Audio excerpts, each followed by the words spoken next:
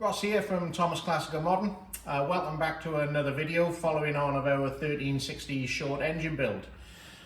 Today we are going to deal with how we go about checking our piston rings for gap clearance before we fit them to the actual pistons themselves, and then we'll follow on by showing you how we go about getting the pistons in the bore itself. So first things you need to do is you need to figure out what your clearance should be as a minimum. The figures will be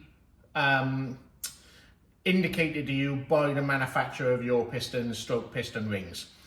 We use the sort of industry standard, if you like, of a minimum of 4 thou per inch of bore. So you need to work out what your bore size is, what your piston ring clearance should be as designated by your manufacturer, and then do some quick calcs.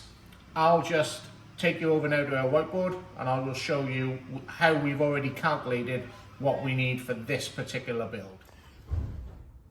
Okay, so here we have our figures for this actual build. It's a 73mm bore, 73mm Carver ST pistons, which we use in 99% of our builds now. So that equates to, quick calculation shows you that is 2.874 inches in imperial. 2.874 inches times your industry standard minimum, and it is a minimum ring gap of 4 thou, means that we are looking for a minimum ring gap on this build of 11,496. Minimum, can't emphasize that enough. The last thing you want is these piston rings to butt up tight to each other when they are in the bore. So we aim for this as a minimum.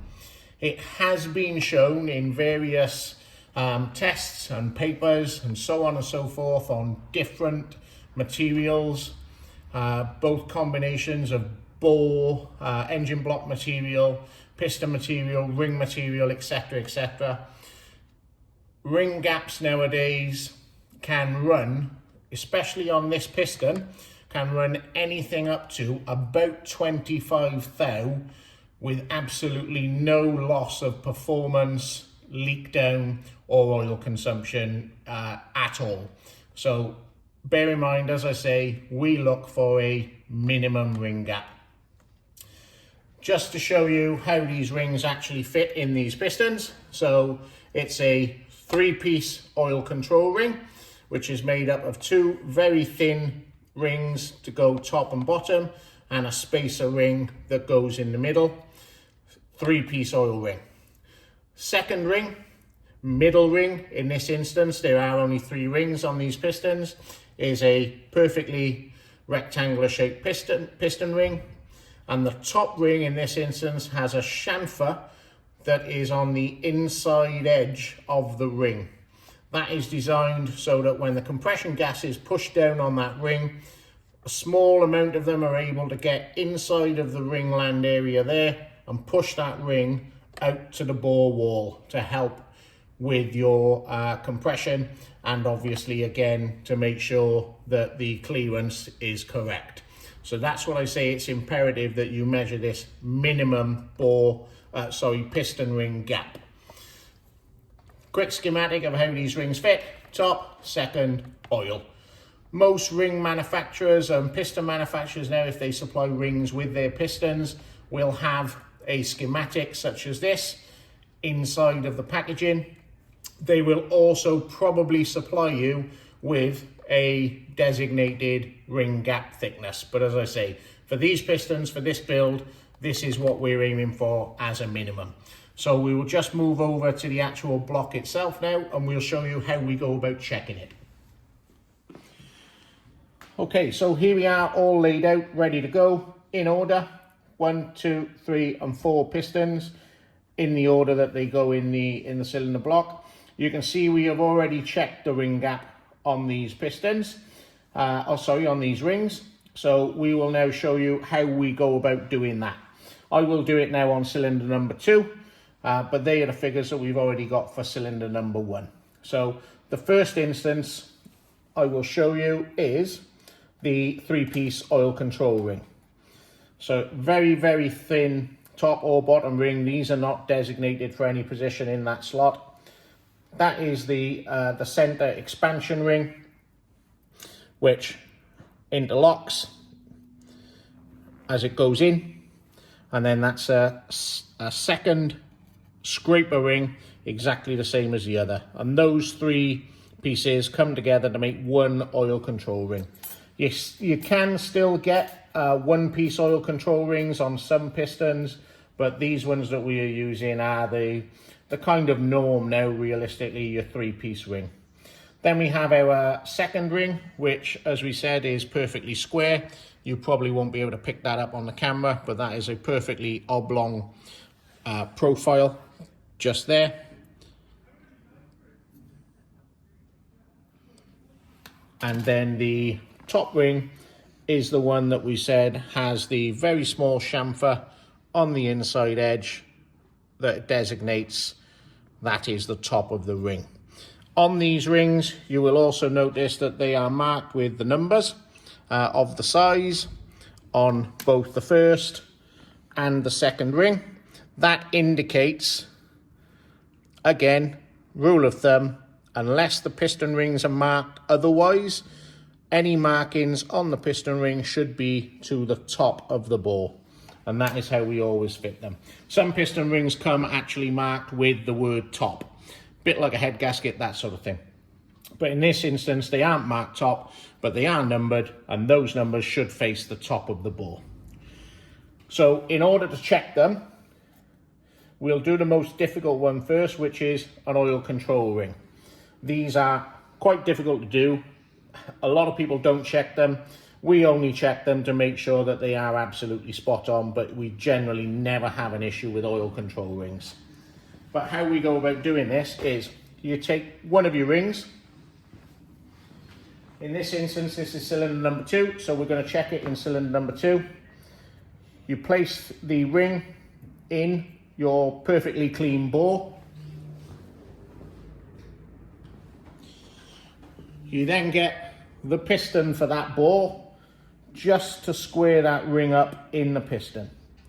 In the bore. And we push it down to about where the maximum of that ring will ever come up the bore. That's where we check the oil control rings. If you try and do it any further down the bore, you'll run into problems, the ring will shift, it's difficult to get down there, etc, etc. So that is how far down we push the piston. Very, very lightly, just about that far down. That squares up the ring itself in the bore, which allows us to measure the gap, which is just the other side of the back of the bore there.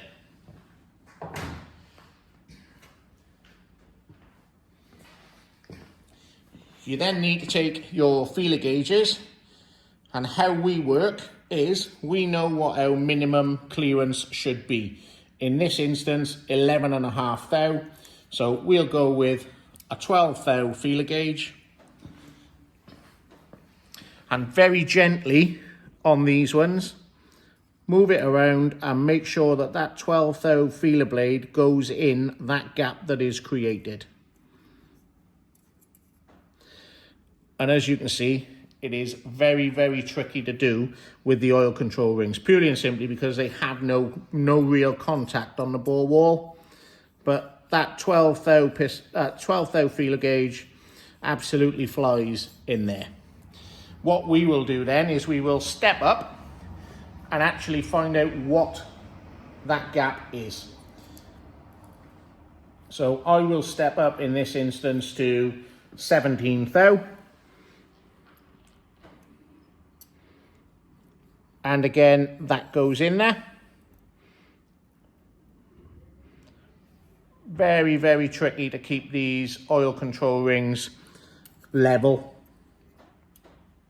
Not impossible, but just a little bit finicky. And what you will normally find is when you get close to your clearance, you won't be able to hold this in place. So that is 18 thou. and I can just feel a very light drag on that ring. So I'm happy to say that that oil control ring is running a clearance of 18 thou.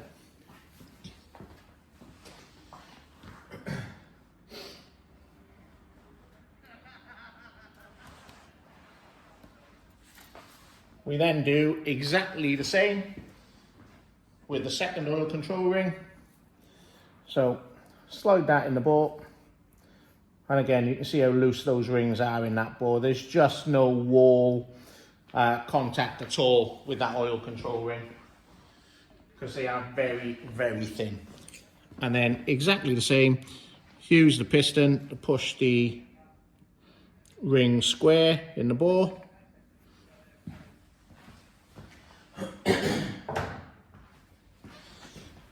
In theory, if we start with our 18 thou feeler blade, we should be pretty much the same.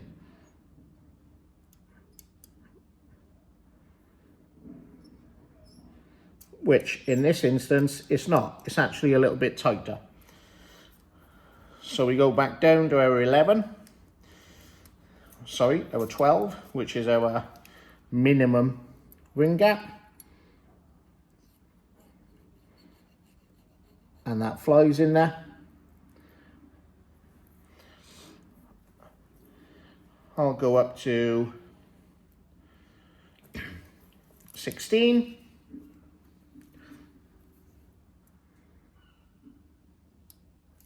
No, 16, no issue at all. So you'll probably find that this one is around about 17.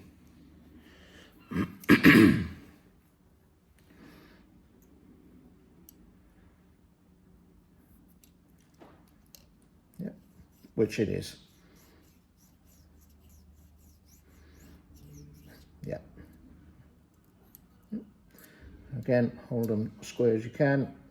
Yeah. So that is 17 thou. I'm happy to say that that oil control ring is between 17 and 18 thou. So the number one piston one was 18. So we are going to say that that is 18 as well. Exactly the same process now for the second and top ring. Again, making a note that the numbers on the piston ring are at the top of the bore. These are a little bit more difficult to put in because obviously there's more of them, but makes it a bit easier to measure them. You can see how that ring is sticking nicely in that bore.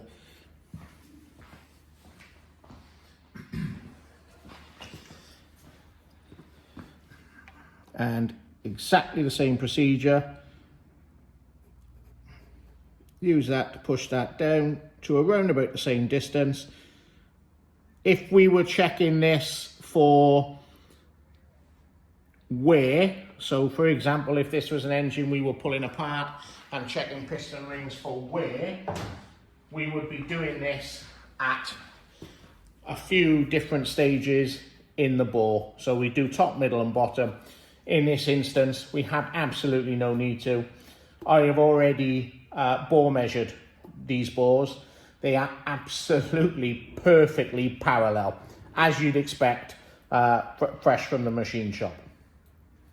So we have no need to in this instance. Same scenario again. We grab our 12 thou, which is our minimum thickness. And again, that flies in there, no issue whatsoever. We'll step that up. We'll go up to 15 thou.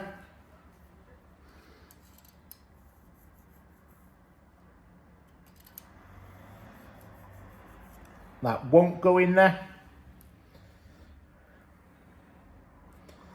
So we'll come back down to 13.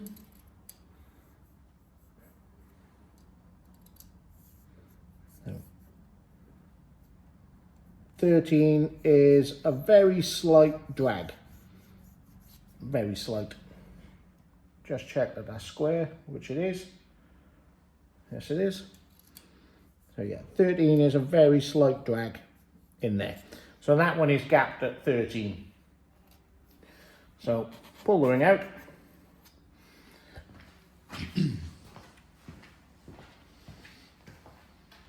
Pop that there. Make a note of that. And it's exactly the same procedure then for the top ring.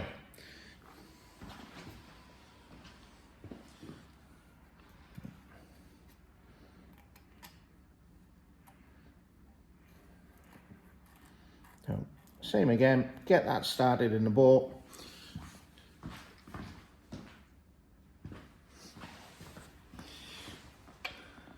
Use the piston to set that square.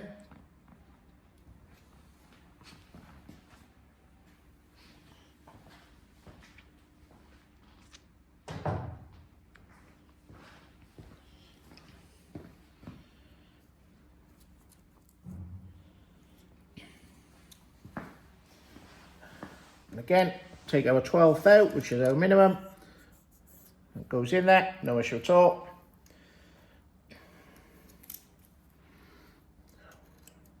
$13, no issue at all. Let's check that we haven't moved that. We haven't, that's fine. You can check that you haven't moved the ring by just running your fingers across the top and checking that the ring hasn't done this at all and that it is still square. That was 14.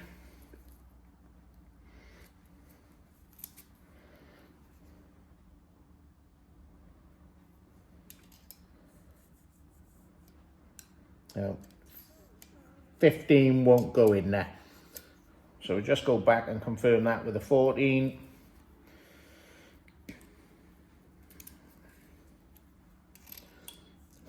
Will, with a very slight drag.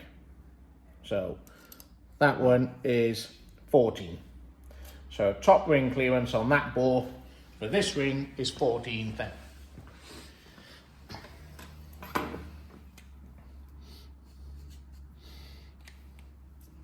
So as you can see, I'm not going to bore you by doing exactly the same with the other cylinders, but this is currently what we have. So we have 18, 16 and 18 on cylinder number 1. We have 14, 13 and 18 on cylinder number 2. What I will now do, because I know that this engine is actually going to be used, shall we say, in anger, I am now going to modify these two piston rings to make them closer to these two. We cannot obviously add material to these, so that means we have to take material away from these. And what I will do now is I will show you how we do that, rather than boring you with the measurements of those. Once I've done all the setting and measurements, then I'll come back and I'll show you exactly what we've set them to as they've been done. Okay, so there we go. We've just done a quick run through and measured all of these rings now in their relative bores. These are the measurements that we've come up with. So this is cylinder number 1, 2, 3, and 4. As you can see, we'll have to work now to the biggest. As I said before, you can't add material, so we've got to take it away to make these nice and even.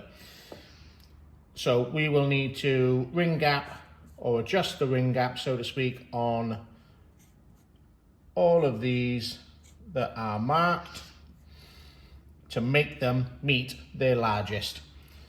Lots of people wouldn't bother, and in all honesty, yes, you could get away with not bothering. It's not what we do. It's not how we like everything to be nice and even.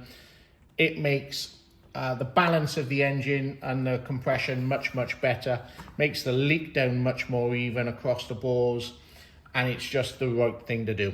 So we will now press on and I will show you how we go about adjusting and rechecking at least one or two of these piston rings, just for your reference. Okay, so here we are now, just about to adjust the piston ring gap on this particular ring, which is our top ring from cylinder number 2, which was showing a 14 thou gap. We need to make that closer to 18, which is the same ring in piston number 1, or bore number 1 should I say.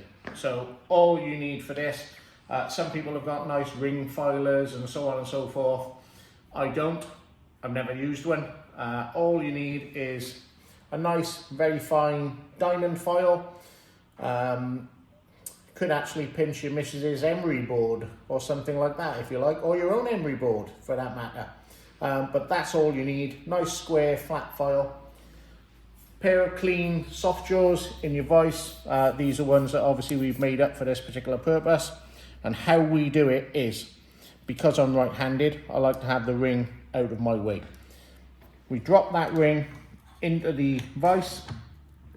We are not dogging this up tight. It is literally just to hold the ring in place. If you dog that up tight, you will crack that ring. And then all you need to do, nice and square with the file, and just run it across the top edge of that gap. Do remember, you cannot add material. This is quite a slow process. You do get a feel for it after a little while as to how long it takes you to do this, etc., how much you need to sort of file off, but it is a very slow process when you're first doing it. Take the time to do it. Almost a sort of analogy of measure twice, cut once, etc. Exactly the same with this. Nice and square on top of the piston ring itself, and just run that over. You will see the color change on the end of that piston ring. So you're knocking off, first of all, almost the coating. Nice and slow, nice and steady. Keeping the file as nice and square as you can. And that is it. That is all you need to do. As long as your file is a good file, and you can see where it's coloured up there, always clean my file before I use it, bit of brake cleaner. You see where it's coloured up there where I've just been doing that. The only other thing you need to make sure is that there are no burrs around the edge of that ring.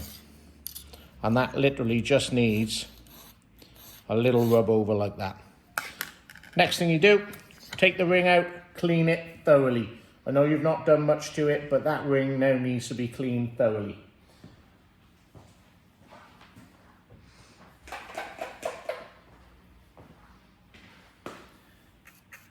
Good old brake cleaner, bit of a wipe around, make sure there's none of the remnants of the filings that you've just taken off the edge of that ring anywhere on that ring.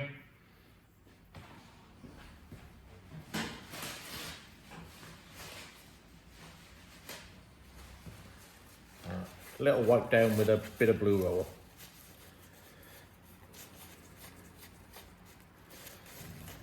So that is our first adjustment on that ring. I'll now pop that back in the bore and we'll see how that measures up. Okay, so we've just popped that adjusted top ring in the bore of cylinder number 2. Cylinder number 1, as you might remember, measured up at 18 thou. So we're just going to measure this one now after that small adjustment that you just saw us do. So it originally measured 14. So we'll go to 15. 15 now flies in there. So to 16.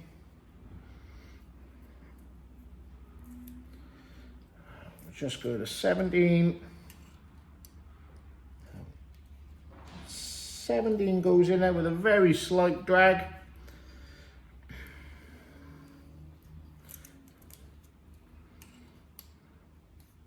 And 18 goes in there lovely with a nice drag. So I'm happy to say, just check that that's square.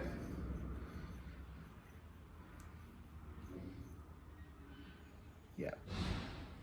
I'm happy to say that that is as near as, damn it, 18 thou. So that is now set.